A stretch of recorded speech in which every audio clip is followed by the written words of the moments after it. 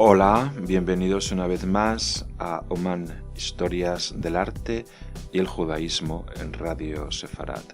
Hoy nos vamos a ir ni más ni menos que a los orígenes de la pintura judía de la era moderna, que no de la contemporánea. Vamos a glosar de algún modo la obra de quien es considerado como el primer pintor del judaísmo. El carácter iconoclasta del judaísmo que prohibía o prohíbe expresamente la representación de figura divina, humana o animal, es el motivo por el cual se impidió el desarrollo de la pintura entre los judíos a lo largo de los siglos. Pero no hay que olvidar que este precepto parece que ha sido interpretado con mayor o menor flexibilidad en las distintas épocas, porque todos sabemos que hay mosaicos de sinagogas bizantinas con representaciones de pavos o de personajes, o también tenemos todos en mente los frescos de la sinagoga de Dura Europos, en lo que hoy es Siria, donde hay unos frescos magníficos representando figuras emblemáticas del judaísmo, como puede ser el rey David, y que son verdaderamente las muestras de pintura judía más antiguas que conocemos.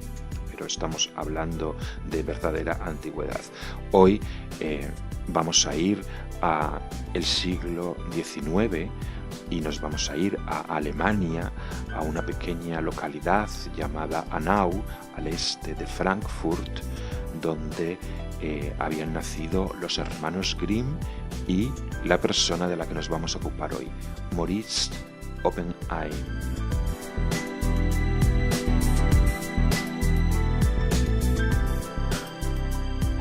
Moritz Oppenheim va a nacer hacia 1800-1801. No está clara la fecha, incluso se ha llegado a dar como fecha de nacimiento 1799.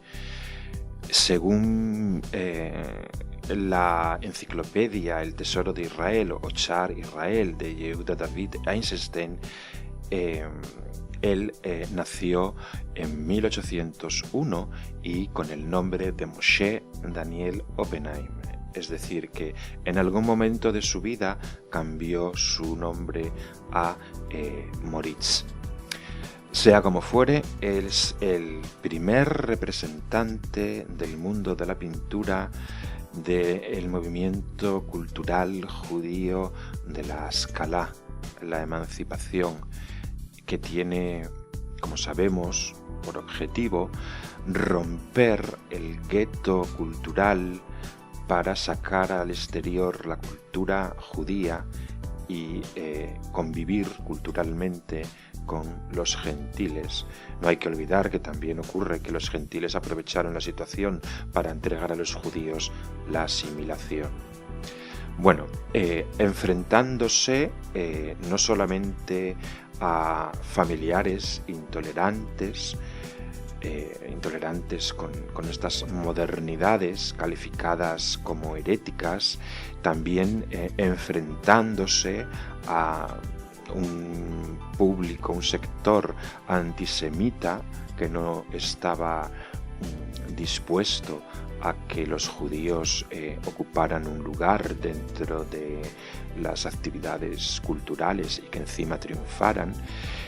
Y enfrentándose a todos estos obstáculos, él desde muy joven participa en el movimiento intelectual que se llamó Jochmat Israel, la inteligencia de Israel, que es base del academicismo judío en el entorno de la Haskalah, un grupo que se dedicaba al estudio y difusión de la historia del pueblo judío, aplicando el método científico en la atmósfera de la filosofía positivista. estudiaban la historia del pueblo judío con excepciones. Quedaban fuera de sus objetivos la Kabbalah, el hasidismo y el sabatismo. No obstante, Oppenheim, a pesar de su entorno familiar ortodoxísimo, es admitido en la Academia de Artes de Múnich a los 17 años de edad. La Academia de Bellas Artes se acababa de fundar. No nos olvidemos de que él nace en 1801. La Academia fue fundada en 1808 por el rey Maximiliano I de Baviera, y en esta institución fue donde años más tarde estudiarán pintores de la talla de Paul Klee y Vasily Kandinsky.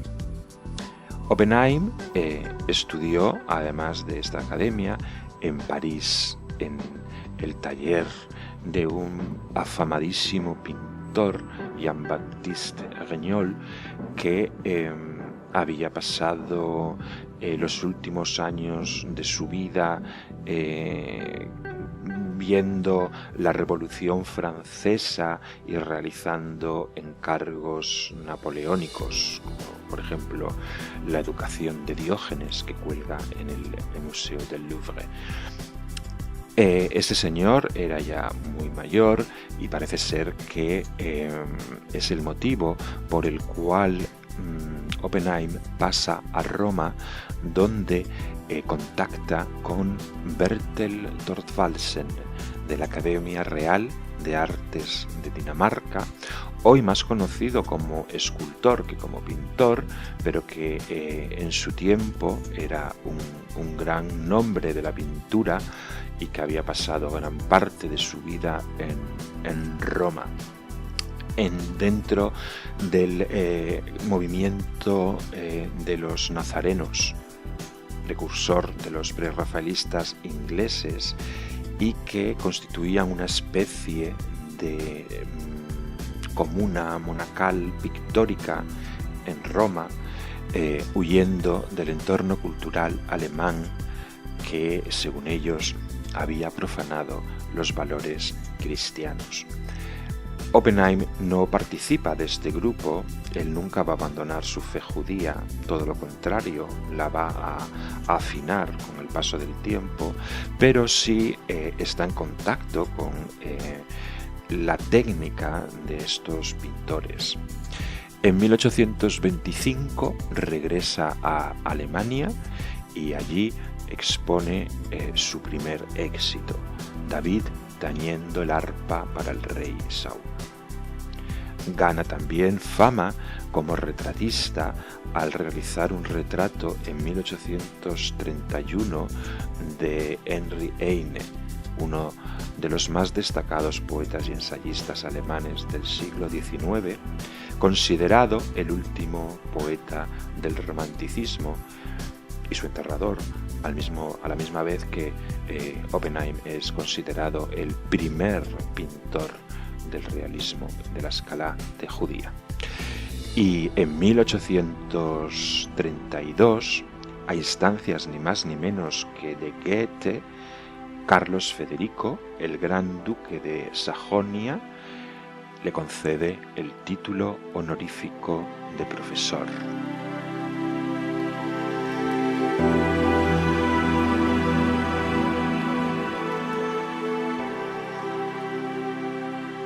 La culminación de su fama como retratista le llega en 1836, cuando realiza el retrato nupcial de Charlotte de Rothschild, que cuelga hoy en el Museo de Israel, en lo que se llaman los lotes de arte expoliado en el Holocausto. Charlotte de Rothschild había ido a Nápoles a pasar su luna de miel al casarse con Lionel de Rothschild, su primo, el primer miembro judío de la Cámara de los Comunes del Reino Unido. Y es uno de sus cuadros más excelsos, de una exquisitez absoluta, con ecos renacentistas, tanto en el trazado como la perspectiva, la luminosidad, y de hecho solo delata su carácter decimonónico las veladuras del vestido y las perlas, pero por lo demás es prácticamente un eco renacentista muy claro. También lo que ocurre es que se va a convertir en algo así como el retratista de cámara de los Rothschild, porque retrató a casi todos los miembros de esta preeminente dinastía del siglo XIX. También retrató a personajes como Ludwig Borne, nacido Loeb Baruch, un periodista alemán muerto en Francia en 1837, y que en los últimos años de su vida había estado luchando contra los riesgos de la asimilación de los judíos que habían emigrado en masa a París desde la zona de Alsacia-Lorena, cuando había ocurrido las guerras franco-alemanas, el conflicto prusiano-francés. Oppenheim, en los últimos años de su vida, el último cuarto del siglo XIX, trabajó pintando en el entorno de las dos principales corrientes pictóricas de Occidente del momento. Por un lado, el realismo, con una marcada herencia romántica por el orientalismo historicista, y por otro, el recién nacido movimiento de oposición academicista y contrarrealista, el impresionismo, que dicho sea de paso, estaba también liderado por un sefardí, Camille Pissarro. Y también no nos olvidemos de que en el Reino Unido ya estaban los prerrafaelitas, y que son la versión pintura del simbolismo en literatura. Oppenheim va a perdurar en su realismo, pero del retrato burgués y de encargo pasará también al costumbrismo, una forma social de realismo, y en este caso un costumbrismo netamente judío. Va así a pintar en 1861 una boda judía en Múnich. También va a pintar escenas de descanso sabático o representaciones del ciclo anual de fiestas, pero no va a obviar, con cierta dosis de crítica, la ilustración de la actualidad, de lo que para él era actualidad, y lo vemos, por ejemplo, en dos cuadros suyos. En un cuadro que tiene un título bastante largo, El retorno del voluntario judío de las guerras de liberación a su familia cuando ésta vive aún acorde a las viejas costumbres. Este es el título. Un cuadro que cuelga hoy en el Museo Judío de Nueva York, y el rapto, el secuestro de Edgardo Mortara, pintado en 1862, y que se hace eco del escandaloso asunto del niño judío que secuestraron los dominicos y el Papa, para que el niño fuera luego cura, y cura en diócesis del País Vasco. También tenemos un cuadro muy famoso suyo, precioso, titulado Shavuot, donde vemos un rabino que saca la Torá en presencia de dos grupos de judíos.